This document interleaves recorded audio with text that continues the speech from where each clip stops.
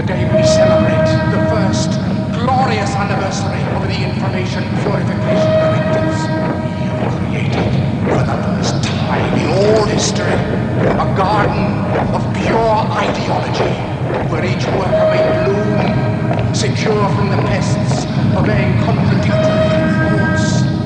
Our unification of thoughts is more powerful a weapon than any fleet or army on earth. We are one people, with one will, one resolve, one cause.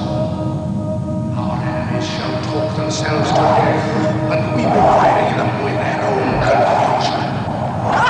We shall prevail. On January 24th, Apple Computer will introduce Macintosh. And you'll see why 1984 won't be like 1984.